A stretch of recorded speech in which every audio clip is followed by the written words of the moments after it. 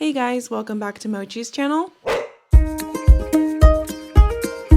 Hi everyone, so a few weeks ago I made a poll on Twitter asking you guys what the most difficult part, I guess, of being a dog parent was, and by far almost everyone voted for trimming your dog's nails. So today I want to go over how I went from having to go to the literal vet to get Mochi's nails maintained to being able to do it right here in my own home, really easily and comfortably and without causing too much stress to Mochi as well. So let's get started. So first of all, the best tip that I can give anyone is to get rid of those nail clippers you might have, you know, like the literal snap down, cut off the nail type things, and get a nail Dremel. So this is my nail Dremel. You can get it at basically any pet store, I think. I got mine on Amazon. That's where the most variety is. I'm going to link to this one in the description because it's super good and it's specifically for dogs. I know there's some that aren't specifically for dogs and they say it's fine, but I would say just get one for dogs because they usually come with like this safety thing. And this safety thing basically prevents your dog's fur from getting caught up all in it. So that's really cool. So I'll definitely link this one below. So the best thing about a nail Dremel is that you don't have that or not you, but your dog doesn't have that feeling of the pressure of the nail clipper like clipping down on his nails. And that's usually one really major part of why dogs hate getting their nails maintained, is because of that feeling of the clipper. But secondly, and more importantly actually, is that the nail clipper, it's super hard to cut down to the right spot. Like you either get too nervous about getting to there quick, which is like the part of their nail with the nerve endings, so that you don't cut enough and then there's no point in cutting your dog's nails, or you cut too much and you hit the quick and they bleed and they hate, not you, but they hate the experience and they just get traumatized. So the best thing about a nail Dremel, so a Dremel is just the same thing as like a power tool Dremel or like a nail Dremel that people use at the nail salon. So all you're gonna do with this is just like grind their nail down, and then you can see exactly when to stop before you hit that quick. And with the clipper, you don't have that like gradualness.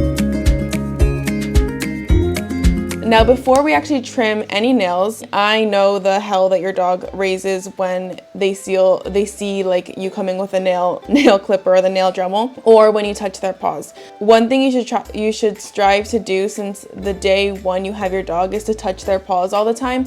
So don't like chase them around the house trying to grab their paws and whatever, because that's just not gonna work.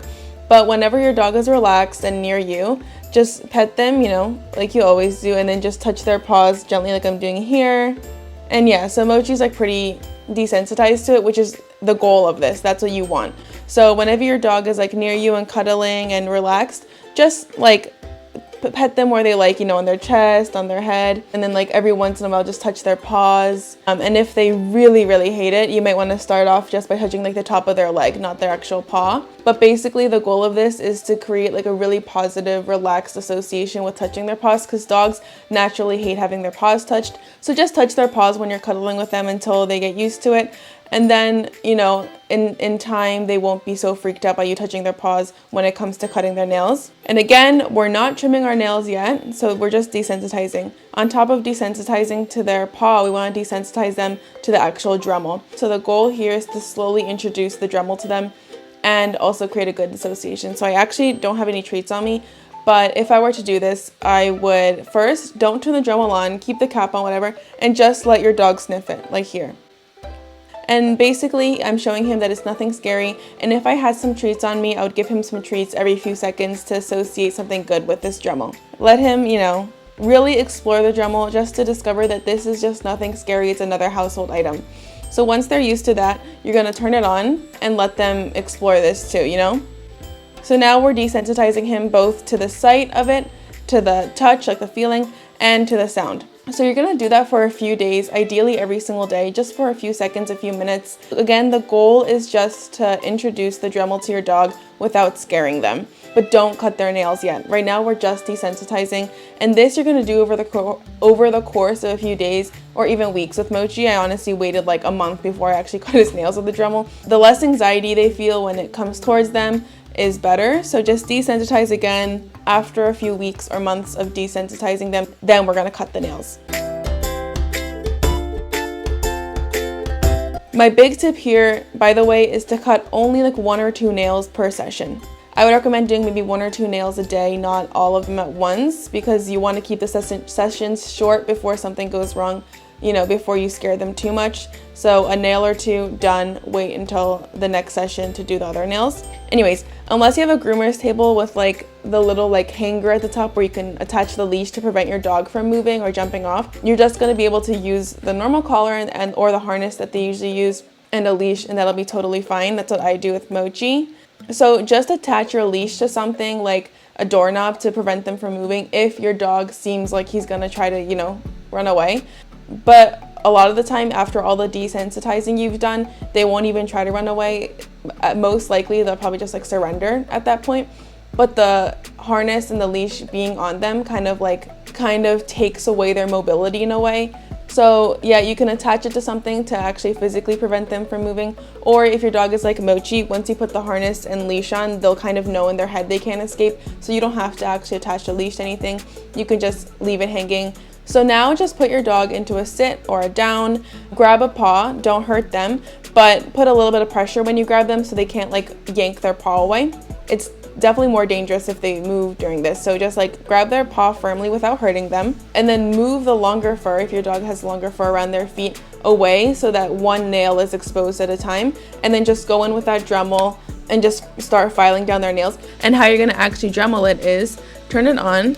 You don't need to turn it on the highest setting, by the way. You can go all the way high and low. So I'm gonna keep it on like medium. And all you're gonna do is lightly tap on their nail like that.